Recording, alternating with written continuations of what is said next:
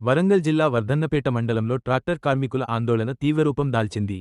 Upparapalli cross రోడ్డులో జాతీయ రహదారిపై రాస్తారోకో నిర్వహిస్తూ తమ సమస్యలను ప్రభుత్వ దృష్టికి తీసుకెళ్లారు. పర్వతగిరి, ఐనవోలు, వర్ధన్నపేట మండలాలకు చెందిన వందలాది ట్రాక్టర్ డ్రైవర్లు, ఇసుక కార్మికులు వాగుల్లో ఇసుక తవ్వకాలకు వెంటనే అనుమతి ఇవ్వాలని డిమాండ్ చేస్తున్నారు.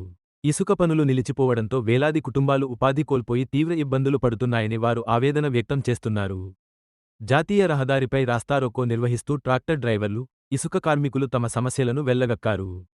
పర్వతగిరి, ఐనవోలు, వర్ధన్నపేట మండలాలకు చెందిన సుమారు 5,000 మంది ప్రజలు ఆకేరు వాగు పరివాహక ప్రాంతాల్లో ఇసుకపై ఆధారపడి జీవిస్తున్నారు. కానీ ప్రభుత్వ అనుమతులు లేకపోవడంతో ఇసుక తవ్వకాలు పూర్తిగా నిలిచిపోయాయి. దీంతో ట్రాక్టర్ డ్రైవర్లు పనిలేక నిరుద్యోగులయ్యారు. ఇసుక లేబర్లు రోజువారీ కూలీ లేక కుటుంబ పోషణకు తీవ్ర ఇబ్బందులు పడుతున్నారు. ముఖ్యంగా ట్రాక్టర్ ఓనర్లు తీవ్రమైన ఆర్థిక సంక్షోభంలో చిక్కుకున్నారు. బ్యాంకుల నుంచి తీసుకున్న లోన్లు, ఫైనాన్స్ ఏమీలు చెల్లించలేక అప్పుల్లో కూరుకుపోతున్నారు. రోజుకు పని ఉంటేనే ఇంట్లో అన్నం తినే పరిస్థితని, ఇప్పుడు పనిలేక పిల్లల చదువు, కుటుంబ ఖర్చులు కూడా భారంగా మారాయి అని కార్మికులు కన్నీటి పర్యంతమవుతున్నారు. ప్రభుత్వ విధానాల కారణంగా తమ జీవనోపాధి పూర్తిగా దెబ్బతింటోందని వారు ఆవేదన వ్యక్తం చేశారు. వెంటనే ఇసుక తవ్వకాలకు అనుమతులు మంజూరు చేసి తమకు ఉపాధి కల్పించాలని వారు ప్రభుత్వాన్ని డిమాండ్ చేశారు.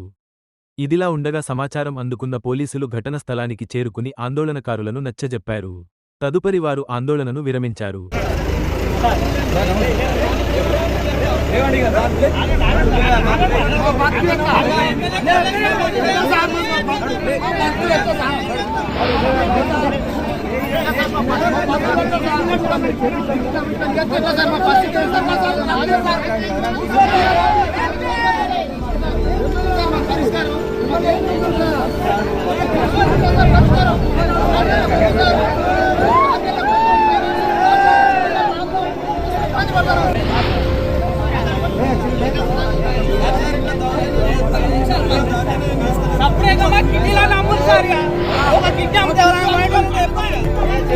గత 60 ఏళ్ళ నుండి పురాతన తాతల కాలం నుండి తనుల కాలం నుంచి జరిగే ఇసుక సమస్య, దీన్ని గత 4 నెలలుగా మా ఉపాధి కోల్పోయి ట్రాక్టర్లు ఫైనాన్సులలో తెచ్చుకొని ఇసుక నడవక ట్రాక్టర్లు అమ్ముకొని రోడ్డున పడ్డ బతుకులైపోయినాయి.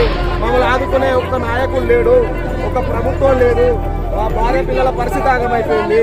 ఫైనాన్స్లో ట్రాక్టర్ తెచ్చుకుంటే 4 నెలల కిస్తీలు కట్టకపోవడం వల్ల కూడా ట్రాక్టర్లు గుంజుకపోయారు. కనీసం వేరే బ్యాంకు పోయి లోన్ తెచ్చుకుందామన్నా కూడా ఈ ట్రాక్టర్ ఫైనాన్స్లో ఉన్నది, మీకు లోన్ రావని అనడం వల్ల ఒక ఆత్మహత్య కూడా పాల్పడడానికి సిద్ధంగా ఉన్నారు.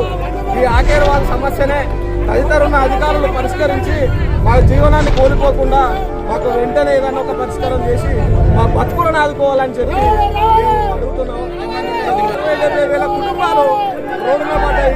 ఈ రోజున 4 నెలల నుంచి మా గోస ఎవరికి చెప్పుకోవాలో వర్ణాతీతంగా ఉన్నది.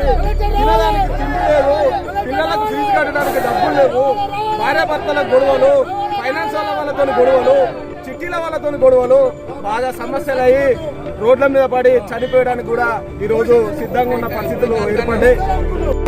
ఏదైతే అసెంబ్లీలో మాట్లాడిండో ఆ మాట్లాడిన ప్రకారం ఏదో పాలసీ తీసుకొచ్చినా కూడా వీళ్ళ బతుకులు మారేది. అట్లాంటిది మాట్లాడినప్పటి నుంచి ఇప్పటి వరకు ఇలాంటి కార్యాచరణ తీసుకుపోగా ఇంతమంది జీవితాలను అన్యాయంగా